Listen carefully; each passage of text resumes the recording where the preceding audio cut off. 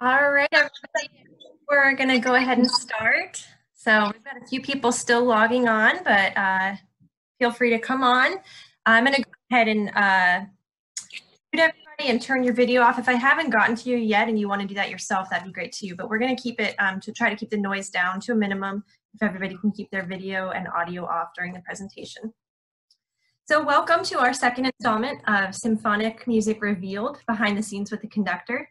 My name's Molly Sweet, and I'm a member of the Civic Orchestra in the clarinet section, as well as a member of the board. Today, we're going to be talking about, our topic is why some pieces are so popular. So before we get into that, just make sure you know the housekeeping. We go over some things, so the video and audio, and also if you have any questions during presentation, you can type them into the chat box, and at the end we're going to have some Q&A time, so feel free to, anytime you have a question, think of it, type it in, and we'll address it at the end. So I'd like to introduce today's moderator, Cindy Zarsky. Cindy made her professional career as a microbiologist. In her retirement, she's focusing on her personal passion of music. Cindy actually plays second violin and is the secretary of the Civic Orchestra's board. So I'm going to turn it over to Cindy today. Thank you so much for moderating, and we'll get right into it. All right. Okay. Thank you, Molly. Thank you, everyone, for tying in on a lovely, hot Florida summer afternoon. Want to thank Marguerite right up front for taking the time to do this.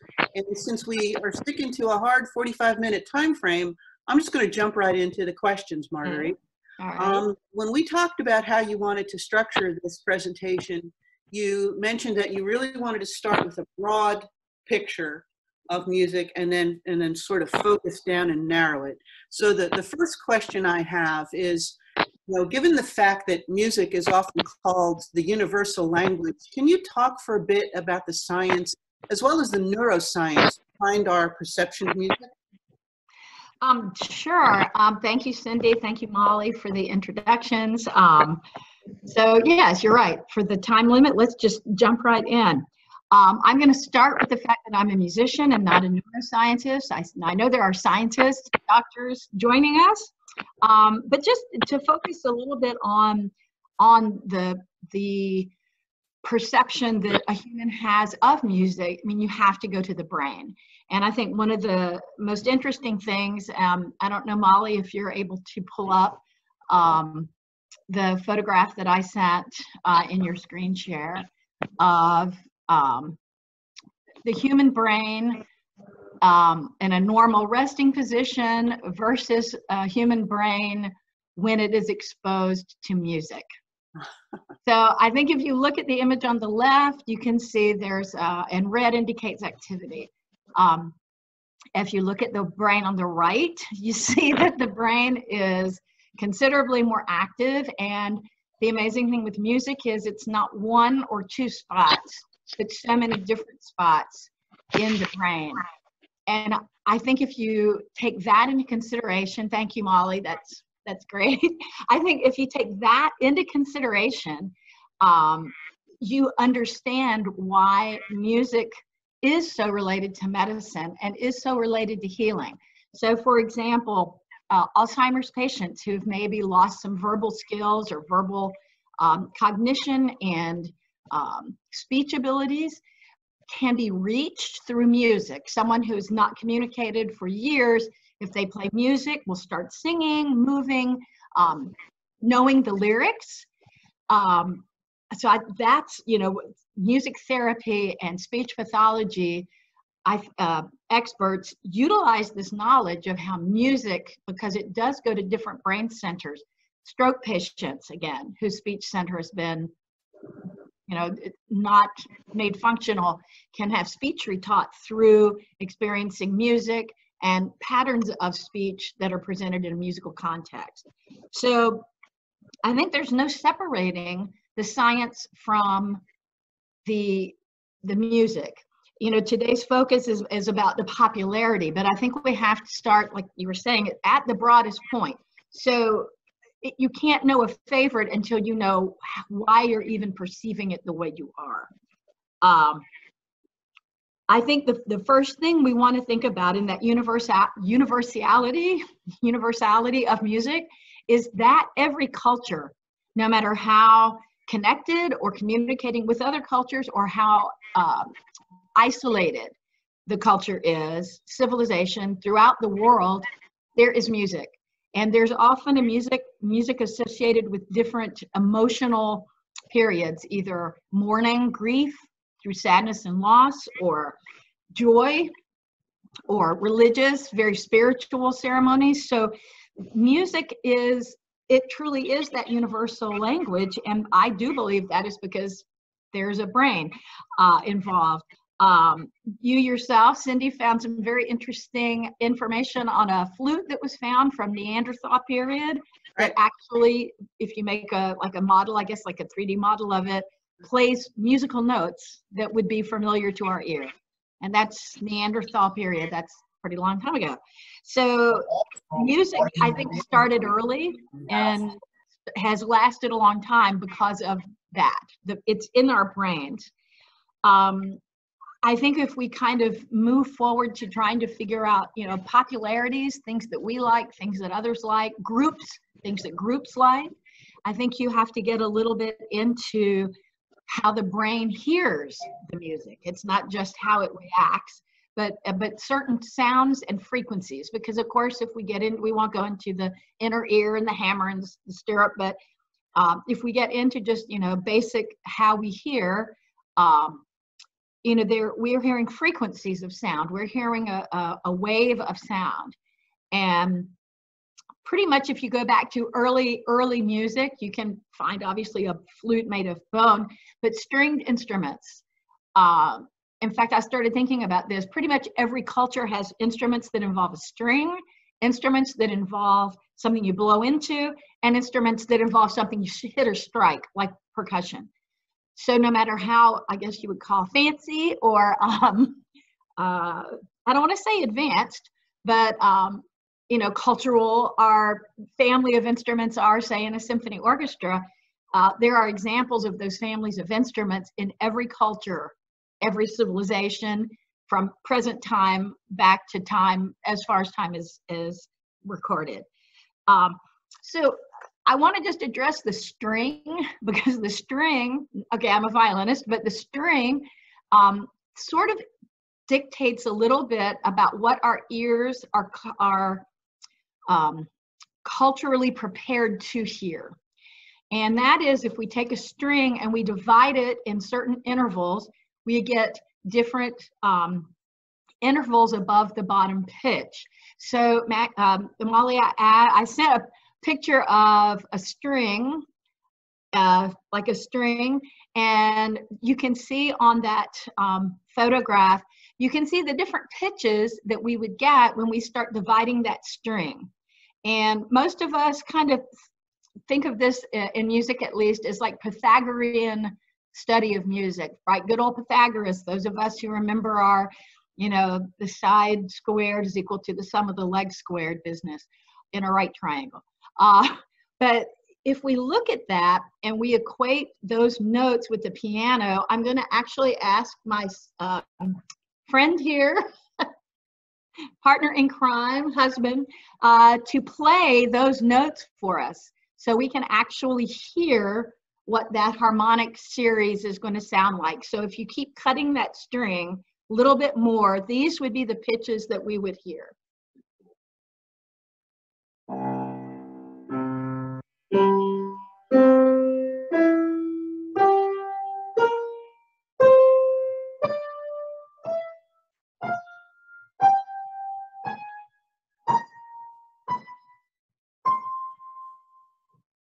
So could you hear those? Yes. Yeah.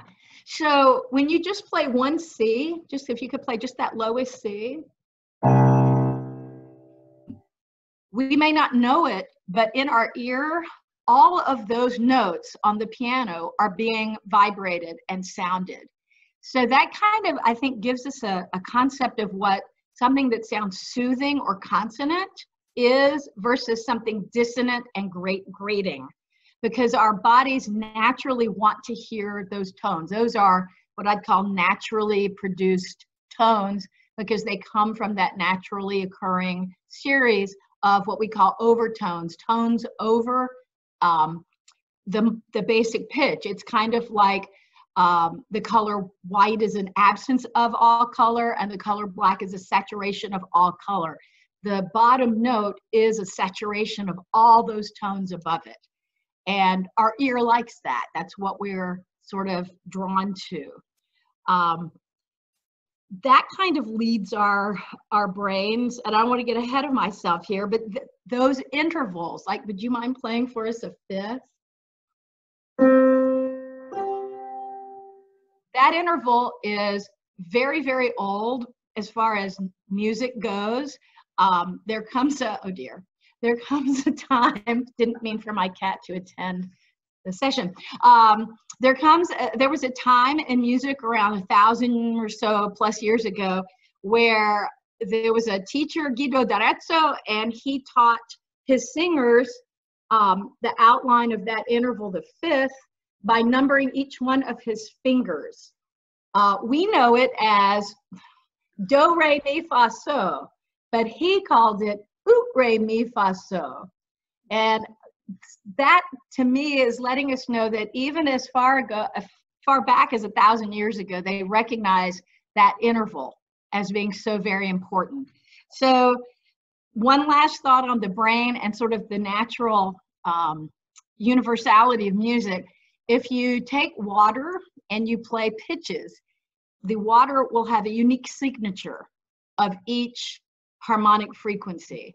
So, and you can look that up. They're beautiful, almost kind of remind you of snowflakes, but each pitch, each frequency has a different look, a different response. And when you think about the fact that we're mostly composed of water, you know, each human is, it's like these responses to music, I think, are natural and scientific. So that's a little out there.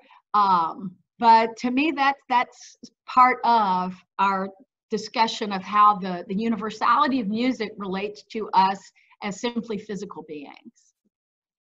Thank you, Marguerite. The next thing I was thinking about is getting back to the specifics of this topic. How do composers go about manipulating our emotions through music? Well, that's another wonderful question. It jumps a little bit, you know, unfortunately with 45 minutes, you know, the more you read, the more you want to read. That's going to jump us a little bit in time. But I think we also can look at how composers have evolved with that, because you're correct. We have certain features that are what we would say music is made up of. And that's again, very, you know, all in all music. So we have a melody, we have something that, especially since much very early music was text or wording set to music. Obviously the melody originally was designed to help remember the text, remember the words. So if you think of, for example, the Gregorian chant of around, you know, 900 to about 1,000 or 1,100, that Guido d'Arezzo, the guy with the hand, essentially did that so that he could point to his finger to teach the chant to the monks that he was with. But the idea that there was a melody was sort of as a memory device to help everyone say the words, the text together. And I think if we use that as a starting point, obviously music started long before that.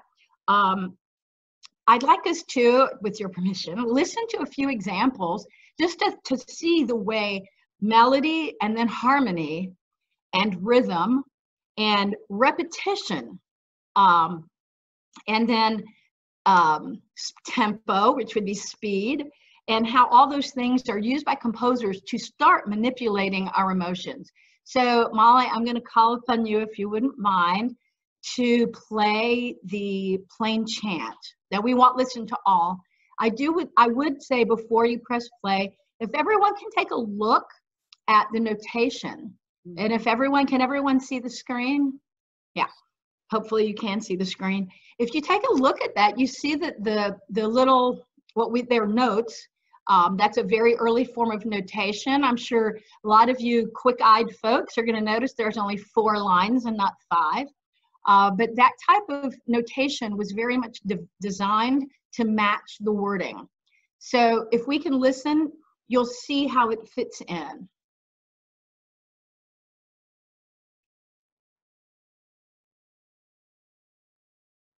Can't hear it? Molly, did you click the use computer audio? Nobody can hear it? Hold on. Couldn't hear it. Can you hear it now? No. No. No.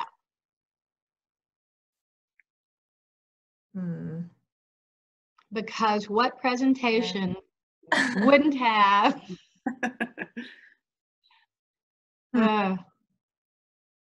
Yes, if anyone's a teacher out here, we're all having similar nervous reaction because we may all be having to do this. Can hear you talking, Molly, just can't hear the thing playing. Yeah, interesting. Here, chat, maybe somebody's helping me out here. In the screen share, did you include the use computer audio? Share computer audio? Share. Yes, there we go. I see what to do now. Okay. And would you mind running it to the beginning? Yeah. Here we go. Sanctus, Sanctus, Sanctus Dominus Deus Sabaoth, pleni sunt caeli et terra, gloria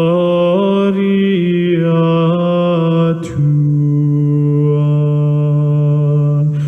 Hosanna in excelsis, benedictus qui venit in nomine Domini.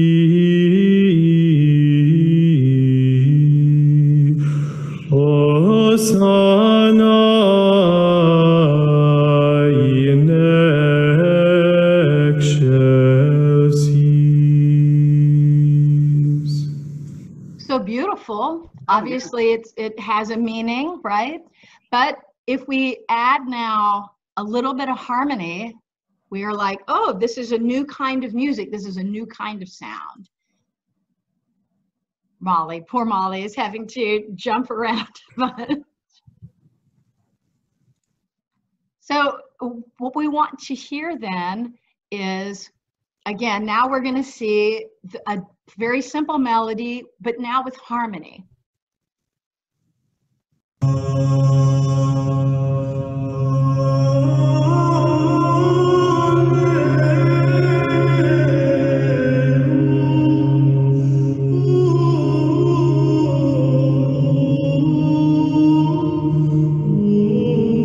That's good.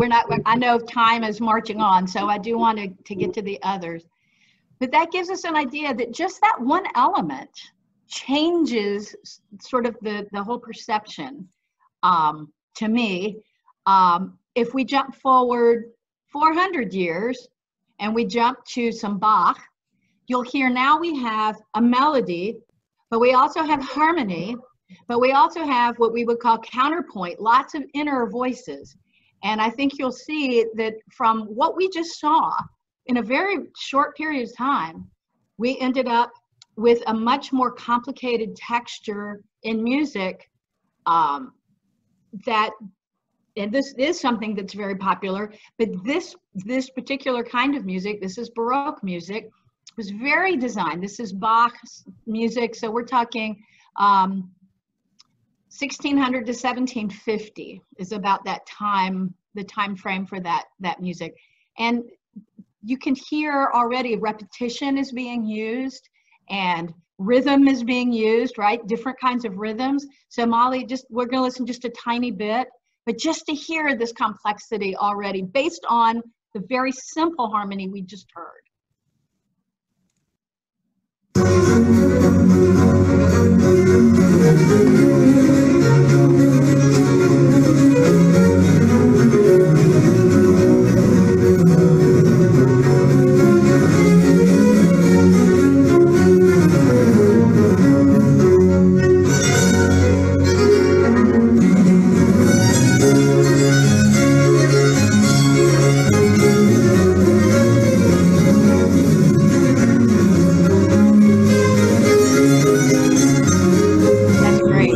Molly.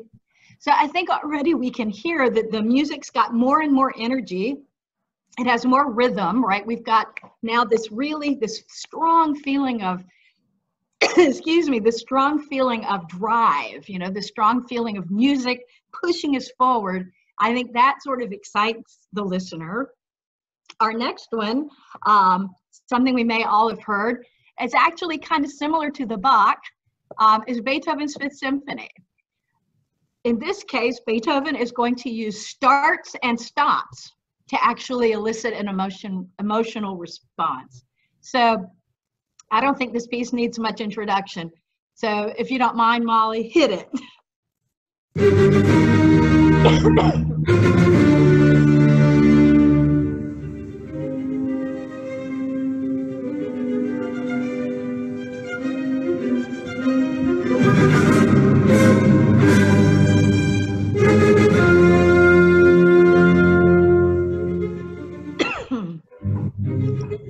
Yeah, that's good.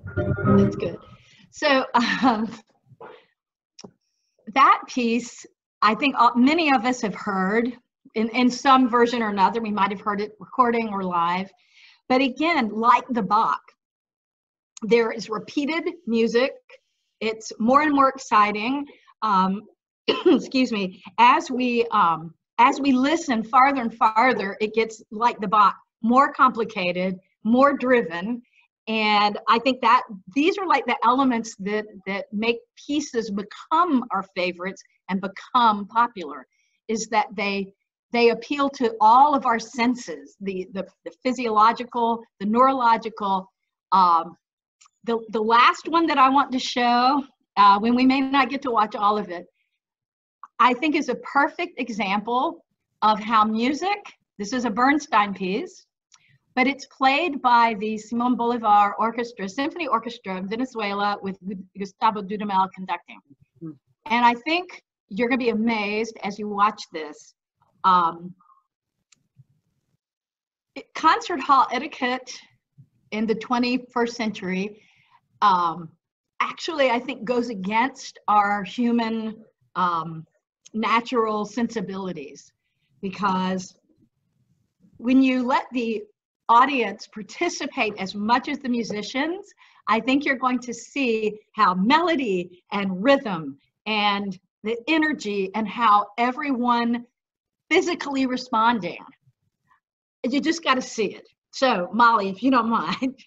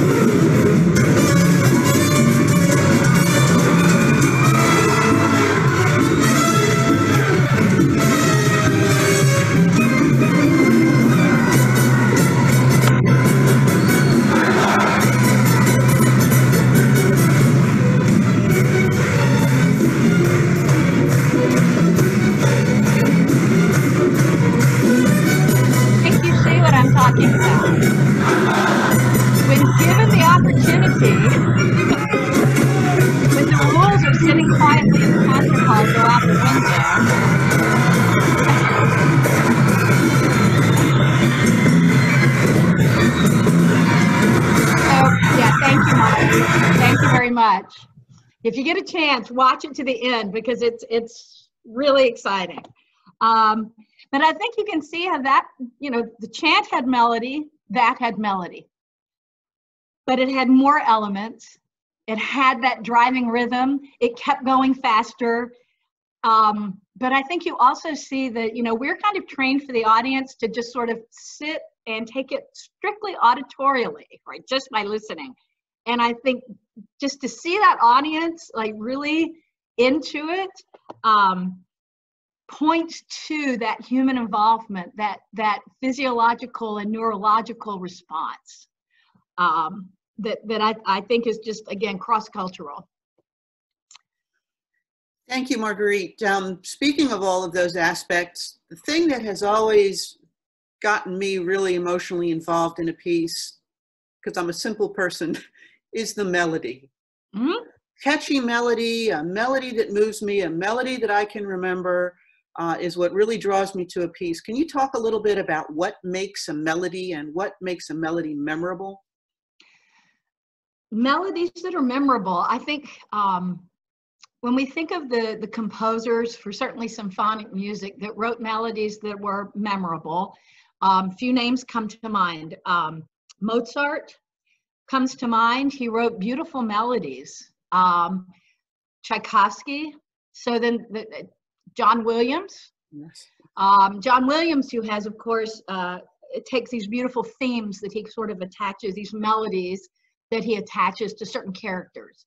I think a melody in its sort of simplest form is a short group of notes, usually not long, but there's some element of repetition. And this actually, again, goes back to the science. There are studies about how lullabies that mothers sing to children, again, universally, not any other cultures. I mean, not one specific culture. How they are all within a very narrow and same range of pitches. So if we have 8 pitches in an octave, those melodies tend to be within either 5, 4, 3, 2, 1, numbers 5, 4, 3, 2, 1, or 3, 2, 1. They seem to be very, very narrow pitches. Sort of along those lines, if you get a mob of people and have them sing something like, hey, oh, like at games, no matter where it is in the country or the world, people will sing on the same 2 pitches. Okay, so melody it tends to be like a sentence in language. There's a beginning, there's an architecture, right? And then there's an ending. And usually it falls within a narrow band of pitch. So that's sort of nutshelling what melody has come to mean for us. For example, in the Bach we listen to, they're not really melodies. You wouldn't go away singing ba-da-da, da-da-da, da-da-da, da-da-da. There are rhythmic features that repeat, but not a beautiful melody. Whereas if we listen to, and the Beethoven is actually the same way. There's not a real melody there. Ba ba ba ba ba ba ba ba. There are notes, but that's probably not something you'd be singing. It'll get stuck in your head. That's a different thing. But I'm talking about like a beautiful long melody. I'm trying to, think of a good a good example that everyone, well, Mary Had a Little Lamb. I mean, there's just a familiar song, or Happy Birthday. That's a song that a lot of people know. And it's something that we would all be, you're familiar with. So it's a narrow melody. You wouldn't mind playing Happy Birthday for us, would you? And yeah, major.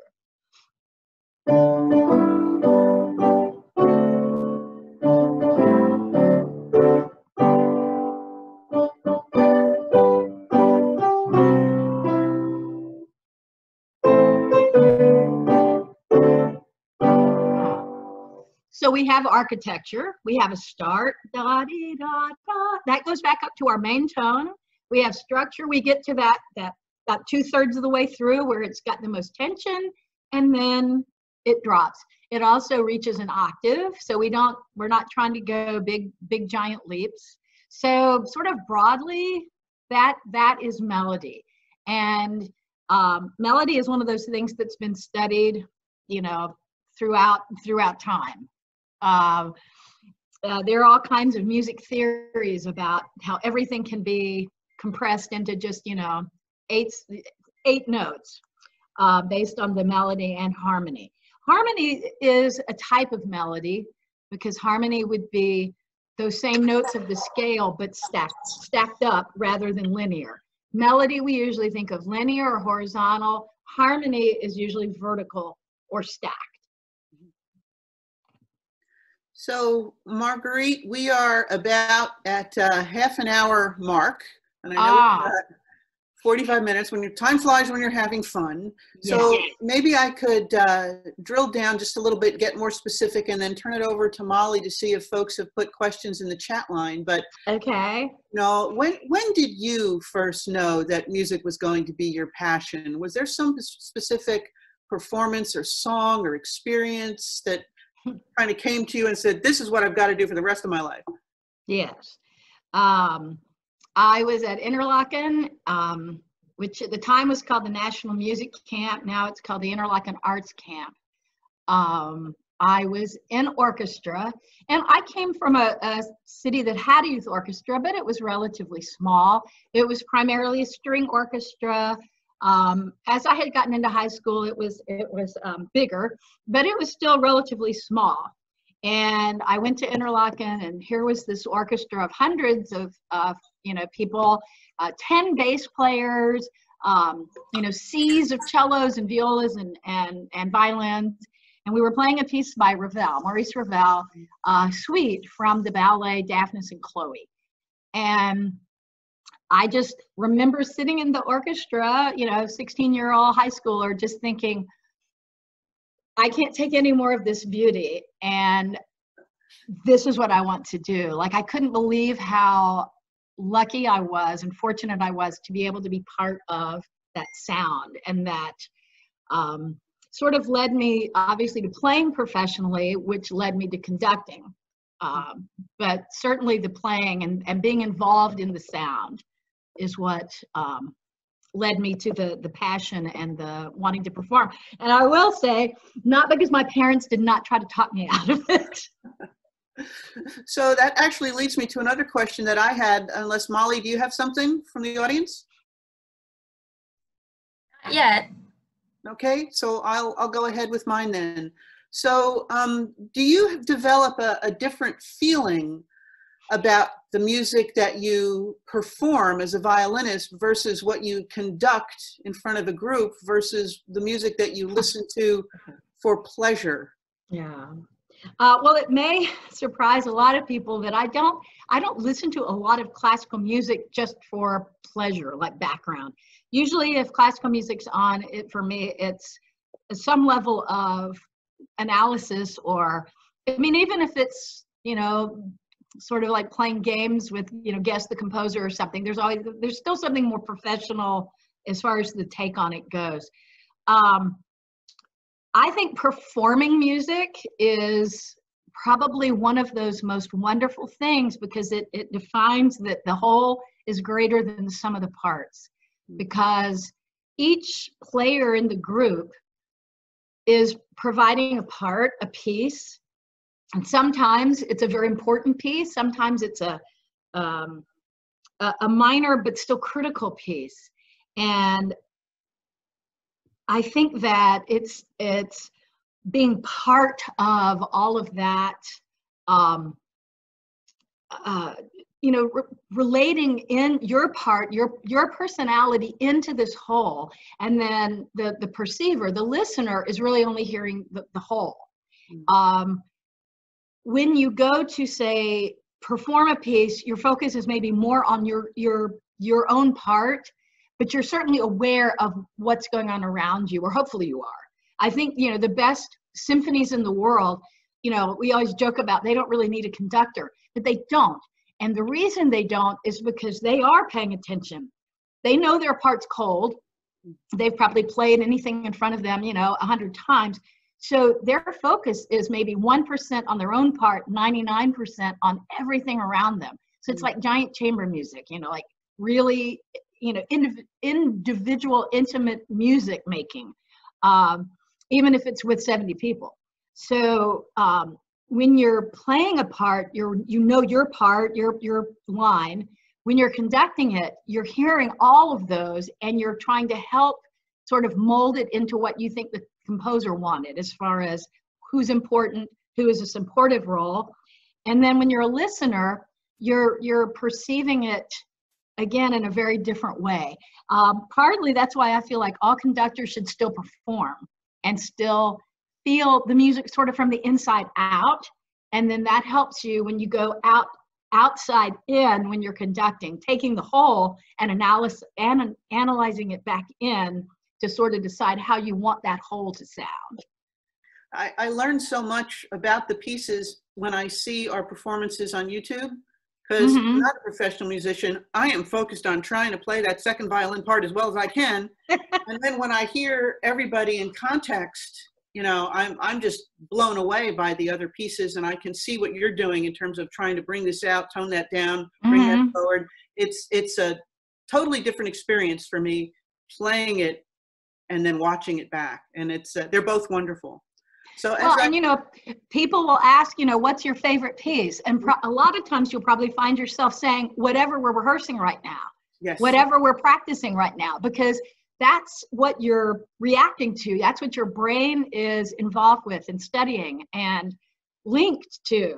And it's not just linked intellectually, but you're linked emotionally. I'm simple and I'm fickle. I go right with what we're doing right now. And actually, I think a lot of musicians experience grief after a concert and the loss of missing playing those pieces. And I get both the sadness after a concert. I look at my scores and I'll be like, I'm going to miss rehearsing that or miss hearing that music. Yeah. Because there isn't anything like experiencing it yourself. You can go back and watch a video, or you can pull up recordings, but there's nothing quite like that personal involvement. And if you don't believe it, go and look at that video of that audience. Mambo. With the mambo. Imagine if we started abandoning all the concert etiquette rules and just let people start like, woo! It'd be rock and roll.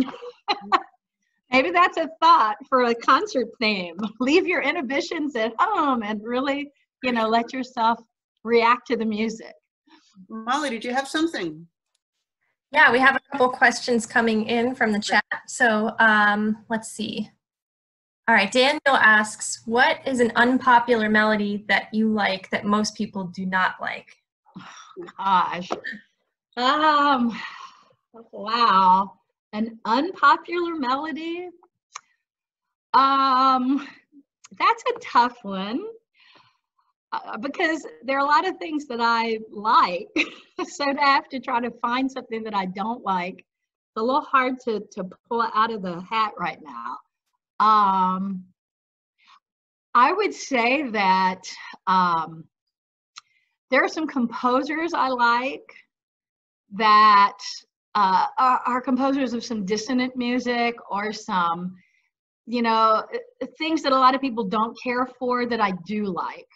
And a couple that come to mind, some Hindemith music, has the Symphonic Metamorphosis is a piece by Paul Hindemith, and it's very angular, it's a little bit angry, and it's one of those pieces I find with musicians, they either love it or they hate it. And I'm one of the people who really loves it.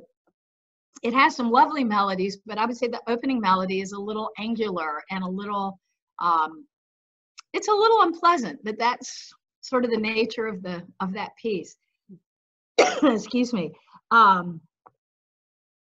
I think a lot of 12-tone music, which, you know, as a person with degrees in music, I think I still feel validated in saying that a lot of early 20th century music, when they were rejecting traditional harmonies and going into more of a mathematical approach, I can honestly say that although I find it intellectually stimulating, those are melodies that we were talking yesterday. The Berg Violin Concerto has melodies, It's very popular, but it doesn't speak to me the way Tchaikovsky Violin Concerto or the Korngold or Sibelius or Mendelssohn. It doesn't speak to me that way. So, and the Berg is very, very popular violin concerto. So I guess, Daniel, to answer your question, that I guess I came up with more than I thought I would. And it's taste, you know, it's like, why do some people like green beans and some people, you know, they won't go near them their whole lives. And I think that somehow validating that, it doesn't make you more intellectually educated about the value of the green bean versus another vegetable. It's simply personal taste. And I think people with music get a little hesitant to say, I simply don't care for it, or I don't like it, or it doesn't speak to me. But I think it's okay for audiences to say that. I think there is something to playing different types of music to help people develop their taste, to let the audiences hear what's out there. And that's where you get into, if I could just sort of jump to like what becomes more popular. So those pieces that are more universally liked, if you will, tend to have what I would call consonant sounds. They tend to be major. They tend to be more, you know, and there was a whole major minor thing I can go into, but just trust me when I say our bodies are trained to like major more than minor. It's a consonance dissonance thing going all the way back to our harmonic series. So we're sort of pre-wired in a way to like certain types of melodies, to like those certain intervals. We come pre-wired that way. And then there's context and conditioning, things that you've heard all your life. So, I mean, there's songs and music that you've heard. So, but I think sometimes listeners, audience members are a little afraid to say that something is or isn't to their taste. So be bold, be brave. Molly, did you have another one? Yeah, I think we probably have time for one more, maybe. Yeah, we got 3 minutes. Okay, yeah, so we'll do one more. All right, so Randy asks, many popular classical music pieces have been connected with certain movies, TV commercials, and cartoon, to say the least.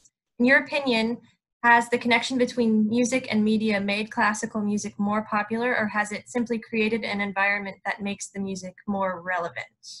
Wow, that's a great question. Really great question. I know that the Civic Orchestra performed some John Williams this spring, and I told the orchestra, and this is actually kind of true, it is true, I always say John Williams saved orchestral music, symphonic music, because E.T., the extraterrestrial, the movie, came out in '82, and at that point, music, especially soundtracks and science fiction, movies were tending to be, there was a belief that as music progressed through the millennia, it would become more and more electronic based and less melodically based. So you had a lot of movies that had sort of unattractive kind of soundtracks, but they were very electronic sounding. And then when you had John Williams, with E.T., he went to that idea of having themes. It's actually, you could go back to Wagner and talk about Wagner operas, but that's exactly what he stole from or borrowed. And James Horner, by the way, does the same thing, as associating themes and things with characters. Personally, I feel like having, Bugs Bunny has a lot of classical music. There was a cartoon called Ren and Stimpy that almost exclusively used classical music. There's some, trying to think, the Lacrimosa from the Mozart Requiem is used in a couple of commercials right now. I actually, the one thing that I like about that is sort of, I hate to say the normalizing of classical music and everyday experience, but I do believe there is something to the music being with movies, be it John Williams or any other composer, having that association of an emotional impact with the media, TV shows, Downton Abbey. If you're a Downton Abbey fan, as soon as you hear that very opening theme, you know what's coming. So I think everyone is finding like a connection actually through all of the media use. Personally, I think it's a positive. I don't think it I think that what makes something popular is familiarity. And the more you've heard then in your background, and we're all sort of afraid of things we don't know. So if they become familiar to us and they're out there in the media, I think more people are going to be willing to go, hey, you know, I'm willing to give this classical concert a chance, because it's not completely something they don't know. They have that familiarity. Well, Marguerite, I want to say thank you so much once again for delivering I can't believe 45 minutes just flew by. I know. And Molly, thank you so much for coordinating all of this and making it happen. And Nadine behind the scenes, thank you for always keeping us on track. And thank you everybody who attended today. Enjoy the rest of your beautiful Sunday. Stay safe, stay healthy, and hopefully we'll be able to get together sooner rather than later. Yes, absolutely. Take care. Thank you all so much. Thank you, everyone. And Thank you for the technical support, Molly. Thank you, Cindy. My pleasure. Thank And you be for sure to hosting. tune in to our next lecture on August 16th at 3 p.m. And we're going to talk about the evolution of symphonies and symphonic music. Fun. And it'll be fun. I promise. It sounds like, you know, a music history lesson. It'll be fun. I believe you. Bye. Take care, everyone.